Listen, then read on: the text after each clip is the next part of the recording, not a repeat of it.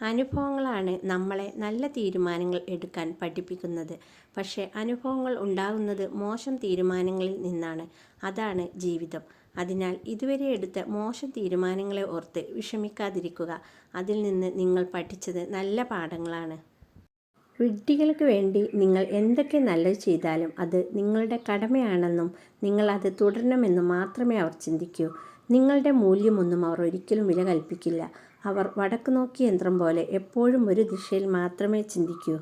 നിങ്ങൾക്ക് ഏറെ വേണ്ടപ്പെട്ടവർ എന്ന് നിങ്ങൾ കരുതിയിരുന്നവർ നിങ്ങളിൽ നിന്നും അകൽച്ച കാണിക്കുന്നുവോ എങ്കിൽ മനസ്സിലാക്കിക്കൊള്ളുക, അവരുടെ ആവശ്യങ്ങൾ പൂർത്തീകരിച്ചിരിക്കുന്നു.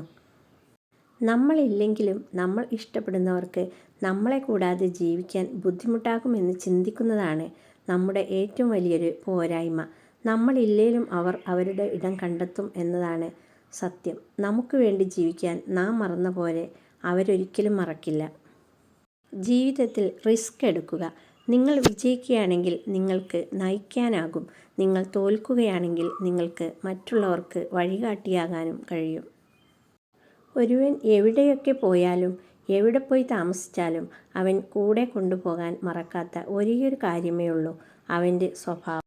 ചിലരുടെ സ്നേഹം വാക്കുകളിൽ മാത്രമേ കാണാറുള്ളൂ. സ്നേഹിക്കുന്നു എന്ന് പറയുന്നതല്ലാതെ അവരുടെ സ്നേഹം പ്രവൃത്തികളിലോ സാമീപ്യത്തിലോ ഒരിക്കലും അനുഭവിക്കാൻ കഴിയാറില്ല.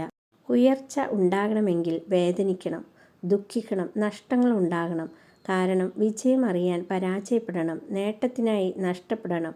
ജീവിത മൂല്യങ്ങൾ അറിയാൻ വേദനിക്കണം. കാരണം ജീവിതത്തിലെ പ്രധാന പാഠങ്ങൾ പഠിക്കുന്നത് വേദന, നഷ്ടം, ദുഃഖം എന്നിവയിലൂടെയാണ്.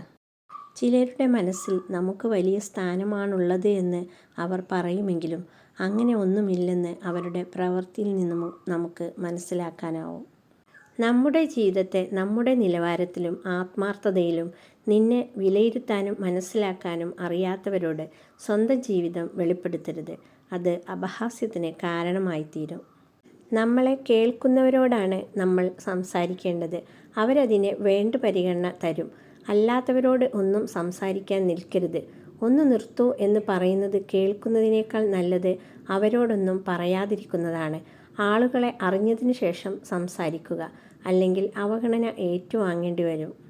വിശ്വസിച്ചാൽ നിശബ്ദതയെപ്പോലും മനസ്സിലാക്കാൻ കഴിയും. എന്നാൽ വിശ്വാസമില്ലെങ്കിൽ ഓരോ വാക്കുകളും തെറ്റിദ്ധരിക്കപ്പെടും. വിശ്വാസം എന്നത് ബന്ധങ്ങളുടെ ആത്മാവാണ്.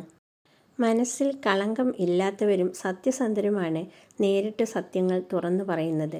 എന്നാൽ സത്യങ്ങൾ ഇഷ്ടപ്പെടാത്തവർക്ക് അങ്ങനെയുള്ളവർ എന്നും കണ്ണിലെ കരടായിരിക്കും.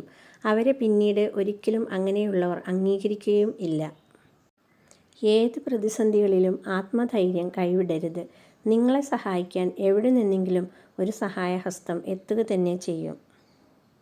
പരസ്പരം കേൾക്കാൻ സമയവും ക്ഷമയും ഉണ്ടാകുമ്പോഴാണ് ജീവിതത്തിലെ എല്ലാ ബന്ധങ്ങളും മനോഹരമാകുന്നത്. ഓരോ അവസ്ഥകളും അനുഭവങ്ങളും സാഹചര്യങ്ങളും നമ്മളെ വേറിട്ട് ചിന്തിപ്പിക്കുവാനും പ്രവർത്തിപ്പിക്കുവാനും വേദനിക്കുന്നത് ഉൾപ്പെടെ പലതും മനസ്സിലാക്കുവാനും ഇടയാക്കുന്നു. നാം ആരെന്നറിയാനും നമുക്ക് ആരൊക്കെ ഉണ്ടായിരുന്നു എന്നറിയാനും ആർക്കൊക്കെ എന്തൊക്കെ ആയിരുന്നു എന്നറിയാനും ഇടയ്ക്കൊന്ന് ഒറ്റപ്പെടുന്നതും നല്ലതാ. ചില തിരിച്ചറിവുകൾ നമ്മെ തേടി വരും. നാം സഞ്ചരിച്ച ദൂരത്തേക്കാളും പ്രധാനമാണ് സഞ്ചരിക്കാനുള്ള ദൂരം.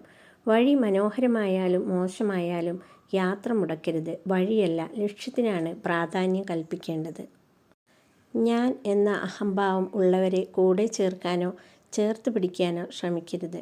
നമ്മിലെ ഒരു നന്മയും കഴിവും അവർ കാണില്ല, അംഗീകരിക്കില്ല.